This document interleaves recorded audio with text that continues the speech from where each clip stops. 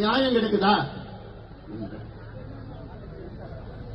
இல்ல கணக்கெடுப்பு நடத்தி இன்னும் அதிகமா 69 80 85 அது அடுத்த கட்டம். இப்ப முதல்ல இருக்கத்தை சரி செய்யணும். நம்முடைய ராஜா அவர்கள் எம் ராஜா மீனவர் சமுதாயம் இன்னைக்கு கணக்கெடுப்பு நடத்தினா ஒரு உதாரணம் நான் சொல்றேன். நம்ம மலையாள நம்மளுடைய கரு நாகராஜன் சொன்னாரு, எஸ்ஐஆர் ஒரு மாதத்தில் எடுக்க முடியும். இந்த கணக்கெடுப்பு அதே போன்றுதான், ஒரு மாதத்தில் எடுக்கலாம். தெலுங்கானால 1.5 மாதத்தில் எடுத்தாங்க. கர்நாடகாவில் கிட்டத்தட்ட 2வது முறை எடுக்கிறப்போ கிட்டத்தட்ட ஒரு மாதத்தில் எடுத்தாங்க. தமிழ்நாட்டில் 2 கோடி வீடு இருக்கு. தோராயமா 2 கோடியோ 5 லட்சம் வீடு, 2 கோடி வச்சுக்கணும். 8 கோடி மக்கள் இருக்கிறார்கள். ஒரு முதலமைச்சரா பதவியேற்றவுடன் உங்களுக்கு முதல் வேலை என்ன இருக்கணும்? இந்த 8 கோடி மக்கள் என்ன நிலையில் இருக்கின்றார்கள்? இதுல எத்தனை பேர் படிச்சிருக்கிறாங்க, எத்தனை பேர் வேலை இல்ல, எத்தனை பேர் கூலி தொழில் இருக்காங்க, எத்தனை பேர் வறுமை கோட்டில் இருக்கிறாங்க, எத்தனை பேர் குடிசையில் இருக்கிறாங்க?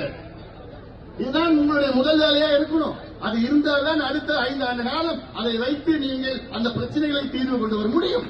இதுதாய நிர்வாகம், இதுதாய திறமையான நிர்வாகம். ஆனா நம்ம முதலமைச்சர் இன்னொரு 2 மஸ்தா இருக்கு. இன்னைக்கு வரைக்கும் எனக்கு எடுக்க முடியாது, எனக்கு கணக்கு, எனக்கு உரிமை.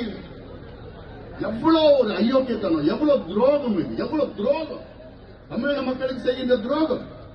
தமிழ்நாடு சாதாரணமா 50 ஆண்டுகளில் முன்னேறனா, நீ கணக்கெடுப்பு நடத்தினா 20 ஆண்டுகளில் முன்னேறும்.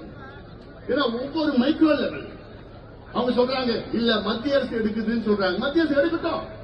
மத்திய அரசு எடுக்கின்ற கணக்கெடுப்பு அது மேக்ரோ லெவல், மாநில அரசு எடுக்கின்ற கணக்கெடுப்பு அது மைக்ரோ லெவல். நம்ம ரெண்டுமே வேணும், மேக்ரோ லெவலும் வேணும், மைக்ரோ லெவலும் வேணும்.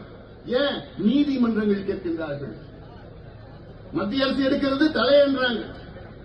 என்ன போறாங்க?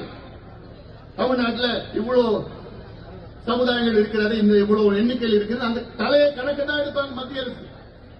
மாநில அரசு தான் மைக்ரோ லெவல்ல அவங்க என்ன